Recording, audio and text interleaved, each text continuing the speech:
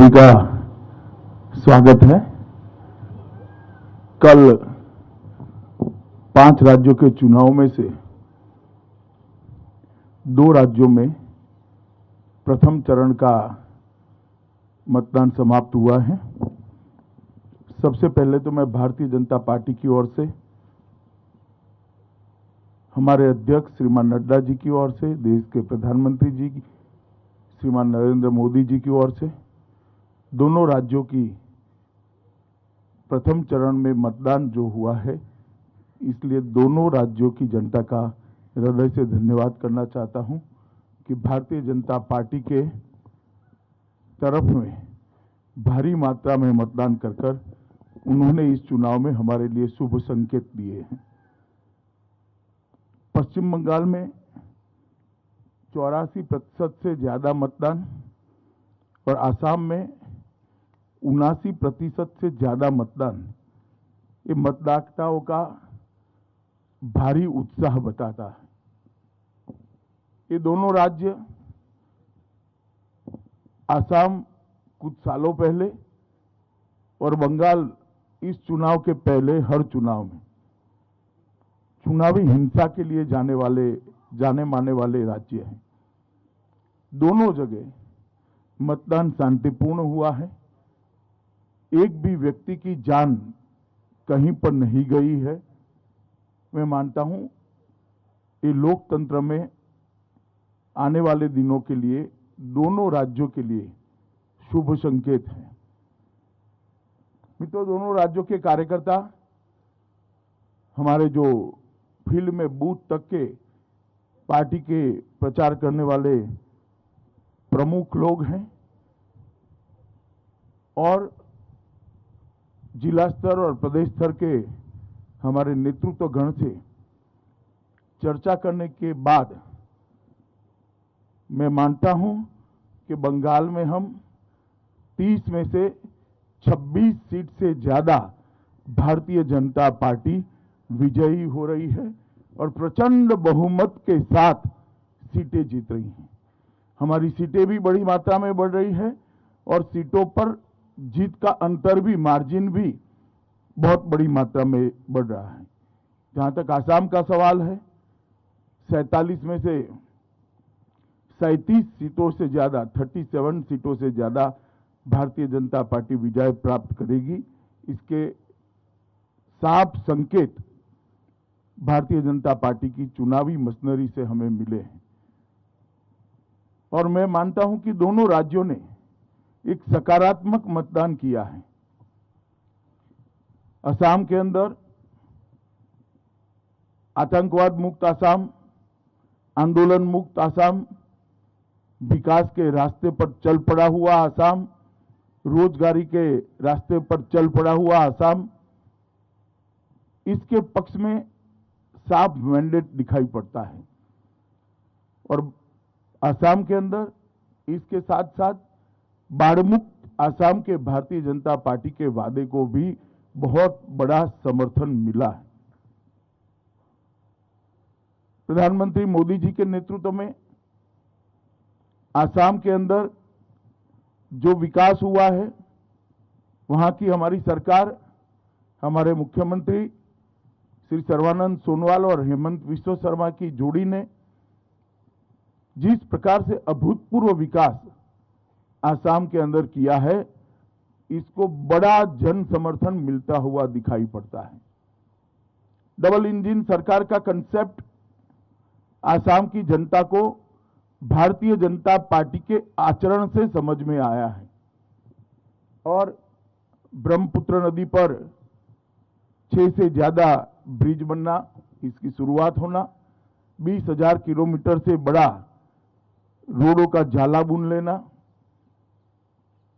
काजीरंगा के जंगलों की जमीन घुसपैठियों से मुक्त कराना, श्रीमंत शंकरदेव और माधवदेव के सत्र की जमीन को घुसपैठियों से मुक्त कराना, ढेर सारे विकास के काम जिसका एक सकारात्मक झुकाव भारतीय जनता पार्टी के प्रति स्पष्ट नजर आता है और हमारे गठबंधन की 37 सीटें से कम नहीं होगी, इसका मुझे पूरा विश्वास है।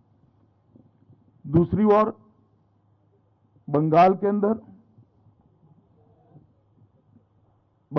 अंदर जिस प्रकार का तुष्टीकरण का माहौल था, जिस प्रकार से बेरोक टोक घुसपैठियों का घुसना चालू रहा, जिस प्रकार से पूरा बंगाल जन कल्याण के पैसे सरकारी मशीनरी और सत्ताधारी पार्टी मिलकर हड़प करते रहे, भ्रष्टाचार की भेंट चढ़ गए, जिस प्रकार से अम्फान का रिलीफ रिहेबिलिटेशन हो या कोरोना के खिलाफ लड़ाई हो, जिस प्रकार से अव्यवस्था और अफरा तफरी देखी गई, और औद्योगिक विकास, महिला सुरक्षा, ये सब में घोर निराशा और हताशा बंगाल की जनता को प्राप्त हुई है।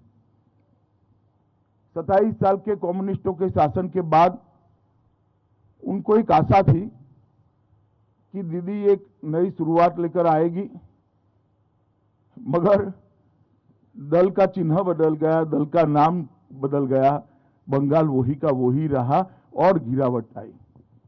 और उस वक्त मोदी जी के नेतृत्व में हमने जो सोनार बांग्ला का एक विजन दिया है, हमने बंगाल की जनता के मन में एक आशा की जोत जगाने में हम सफल रहे हैं कि अन्य राज्यों की तरह बंगाल भी सुजलाम सुफलाम हो सकता है, बंगाल भी विकसित हो सकता है, बंगाल के अंदर भी शांति हो सकती है, बंगाल के अंदर भी तुष्टीकरण से बगैर संविधान की योजना के तहत कोई सरकार चल सकती है, बंगाल के अंदर भी धार्मिक स्वतंत्रता सभी धर्मों के लोगों को मिल सकती है। ये सारे मुद्दों को बंगाल की जनता ने मोदी जी के प्रति अथाह प्रेम और अमिट आशा के साथ स्वीकारा है। जो कार्यकर्ता चुनाव के फील्ड में थे, सुबह सुबह थोड़ी दहशत थी कि हर बार की तरह गुंडे चुनाव को प्रभावित करेंगे, प्रदूषित करेंगे, परंतु मैं चुनाव आयोग को बधाई देना चाहता हूं कि बंगाल के अंदर शांतिपूर्ण चुनाव कराने में चुनाव आयोग को सफलता मिली है। आप सभी लोग भी जानते हैं, विगत कई सालों से बंगाल के अंदर चुनाव में हिंसा आम हो गई थी। आप लोगों ने उसको कवर करना भी छोड़ दिया था, क्योंकि आप समझते थे वो तो होना ही है। ये पहला चुनाव सालों के बाद हो रहा है जहां एक भी व्यक्ति के मरे बगैर, एक भी बम फटे बगैर, एक भी गोली चले बगैर, एक भी बूथ में रीपोलिंग हुए बगैर बंगाल का चुनाव हो रहा है। मैं मानता हूं ये बहुत शुभ संकेत है। बंगाल की महिलाओं का भी मैं विशेष आभार प्रकट करना चाहता हूं, क्योंकि महिलाओं ने बढ़ चढ़कर भारतीय जनता पार्टी के पक्ष में मतदान किया है।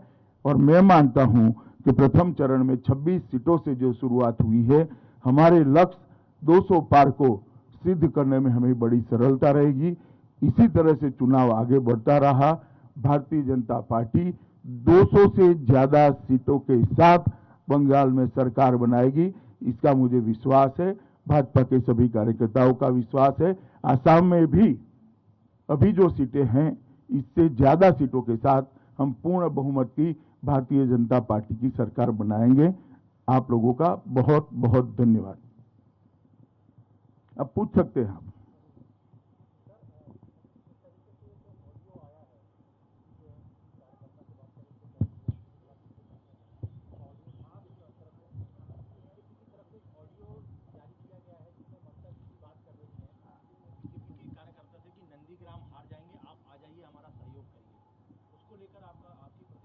मेरी कोई प्रतिक्रिया नहीं हो सकती। हर एक को अधिकार है अपना समर्थन जुटाने का। ममता जी भी जुटा रही है, इसमें क्या है?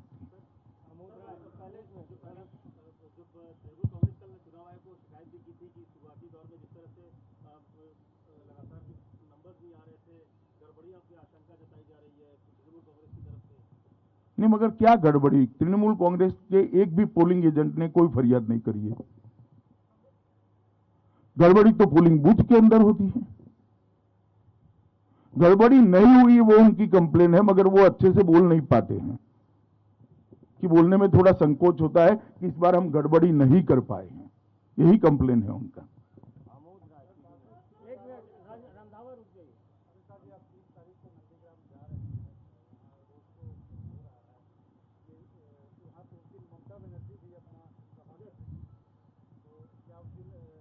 नथिंग स्पेशल, नंदीग्राम हमारे लिए एक सीट है।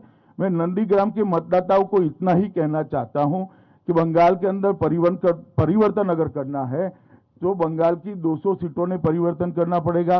नंदीग्राम अकेला ही कर दे तो बंगाल के अंदर अपने आप परिवर्तन हो जाएगा। तो मेरी बंगाल के नंदीग्राम कॉन्स्टिट्यूएंसी के मतदाताओं को अपील है कि परिवर्तन तो आपके ही हाथ में है, आप अकेले ही कर दीजिए, परिवर्तन हो जाएगा। विकास भदौरिया जी। अमित भाई, अभी तो पहले चरण का मतदान हुआ है, ऐसे कौन से संकेत हैं जिनके आधार पर आप ये एनालिसिस कर सकते हैं कि ये जो 84% मतदान आपके पक्ष में हुआ है, और दूसरा यही मोमेंटम आगे भी 7 चरणों में बरकरार रहेगा? देखिए विकास जी, ये मैं तो चुनाव के पहले से कर रहा हूं कि 200 सीटें आएगी। आप लोग कई बार मेरी बात मानते नहीं है, मगर मैं बताता हूं 200 से ज्यादा सीटें आएगी, क्योंकि जब हम प्रचार में जाते हैं, जब संगठन के काम करने के लिए जाते हैं, बंगाल की जनता के जो उद्गार होते हैं, बंगाल की जनता की जो भावनाएं होती है, इनकी संवेदनाएं होती है, वो हमें स्पर्श करती हैं। और इससे मालूम पड़ता है कि बंगाल की जनता त्रस्त है। सभी वादे मां माटी मानुष के खोखले साबित हुए हैं और बंगाल के अंदर संपूर्ण परिवर्तन होने जा रहा है। Megha Prasad, Times Now. Sir, Amit sir, आप कल अहमदाबाद में थे। कुछ ऐसी रिपोर्ट्स आ रही हैं कि शरद पवार जी और प्रफुल्ल पटेल जी दोनों चलिए, सब चीजें सार्वजनिक नहीं होती है। नवजोत रंधावा, रविंद्र सिंह, जी न्यूज। आरोप भी लगाते रही है कि टीएमसी बीजेपी कार्यकर्ताओं की हत्या करते रहे, हिंसा काफ़ी हुई और आप कई कार्यकर्ताओं से मुलाकात भी की उनके परिवार से। अब बीजेपी के ही जो शामिल हो गए हैं उनसे ममता बनर्जी खुद फोन कर रही हैं कि हमें समर्थन करो। एक तरफ हिंसा और दूसरी तरफ इस तरह की अपील। आपको लग रहा है कि जमीन खिसकने का डर है या फिर अपने लोगों को वापस लेना चाहती है? जमीन खिसकने के लिए टेलीफोन कॉल का परिचायक होना जरूरी नहीं है।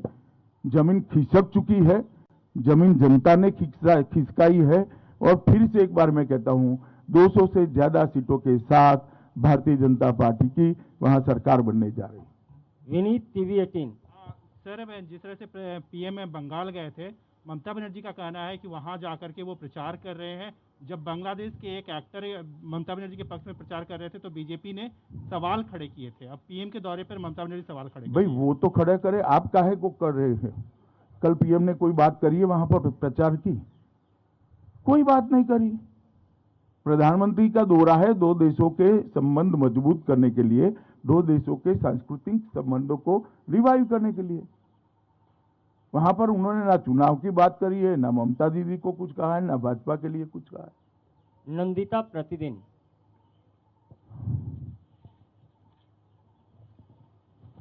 तृणमूल कांग्रेस बार बार आरोप लगा रही है कि आप लोग ईसी को कंट्रोल कर रहे हैं। इस संदर्भ में कल उन्होंने एक टेप भी निकाला है जिसमें आपके 2 नेता बात कर रहे हैं और वो लोग डिमांड है कि उसमें जो बातचीत हुई है उसी बेसिस में ईसी ने स्टेप्स लिए हैं। ऐसा है, ये बातचीत को जरा ध्यान से सुनिए। मुझे लगता है आपको ममता जी का आरोप ब्रह्म वाक्य लगता है, ध्यान से सुना नहीं है। इसमें हमारे 2 नेता बात कर रहे हैं, इतनी जगह पे हमने ट्रांसफर के लिए डिमांड करनी पड़ी। ये डिमांड तो हमने राइटिंग में रखी है, इसमें टैप की जरूरत नहीं है।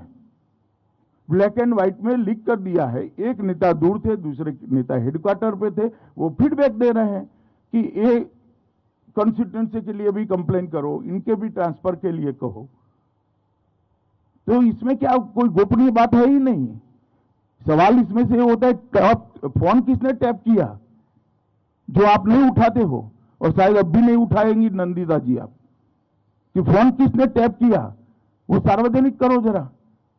किस प्रकार से चुनाव चल रहा है, ये क्या लोकतांत्रिक व्यवस्था है फोन टैप करना विपक्ष के लोगों का? इसमें तो कुछ गोपनीय नहीं है। ये जो बात हुई है हमने ब्लैक एंड व्हाइट में टाइप कर चुनाव आयोग को दिए। क्या बम फोड़ा है उन्होंने इसमें बड़ा? आप लोगों को लगता है बड़ा कूप निकल कर आ गया, कुछ नहीं है। हमने राइटिंग में दिया है बाबा चुनाव आयोग को। मगर मूल इसके अंदर सवाल तो ये है कि फोन कैसे टैप हुआ, किसकी सूचना से हुआ, किसकी परमिशन से हुआ। और चुनाव आचार संहिता लागू हो जाने के बाद सरकार फोन टैपिंग की सूचना दे सकती है without consent of election commission. इसमें तो एक क्वेश्चन एराइज होता है, ये आपको तृणमूल कांग्रेस की प्रेस कॉन्फ्रेंस में पूछना चाहिए था। प्रेमांशु, आनंद बाजार पत्रिका।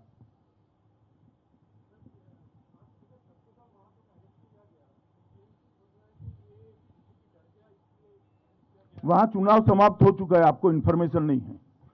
कल चुनाव पैक हो चुका है, कल तक चक्रधर महतो ओपन थे।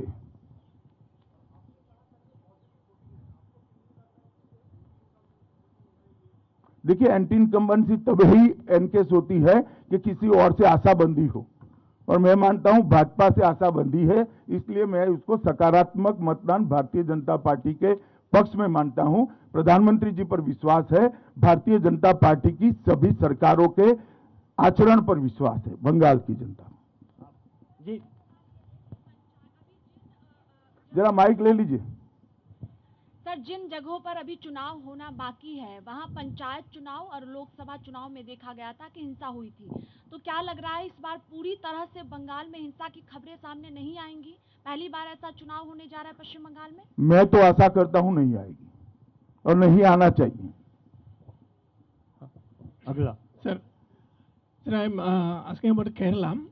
केरल की सरकार ने अब ये जुडिशियल इंक्वायरी लॉन्च किया है सेंट्रल एजेंसी के खिलाफ।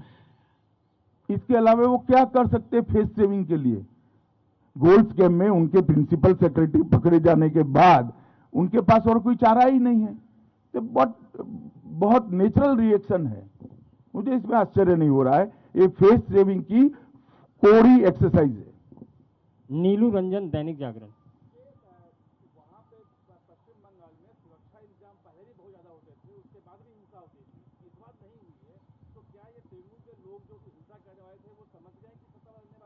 नहीं, जनता की जागृति इतनी है कि जनता से हिंसा करने वाले डरते हैं। शीला भट्ट। बोलिए। Sheila Bhatt from Dainik Bhaskar online. अमित भाई, एक दिल्ली मीडिया में ऐसा माहौल है जो समझने वाले और जो ग्राउंड विजिट करके आए हैं कि इस वेस्ट बंगाल इलेक्शन बहुत रोचक है, लेकिन इस वक्त उसके एनालिसिस में माना जाता है कि भारतीय जनता पार्टी का मोमेंटम है, लेकिन ममता बनर्जी भी अपना दम दिखा रही है और टीएमसी की एज है। इस दिल्ली का मीडिया हमेशा से परिवर्तन भांपने में असफल रहता है। आपको यूपी के 2 लड़के भी जीतते हुए दिखाई पड़ते थे, आपको उत्तराखंड में भी परिवर्तन नहीं दिखाई पड़ता था, आपको आसाम, मणिपुर और त्रिपुरा में भी परिवर्तन नहीं। मुझे लगता है और जमीन पर दिल्ली के मीडिया को जाने की जरूरत है। आप भी जाइए जरा। अंतिम सवाल है पीछे।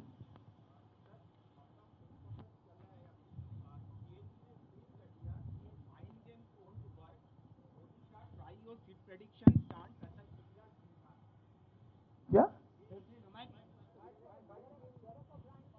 ये आपका प्रेस कॉन्फ्रेंस चलती?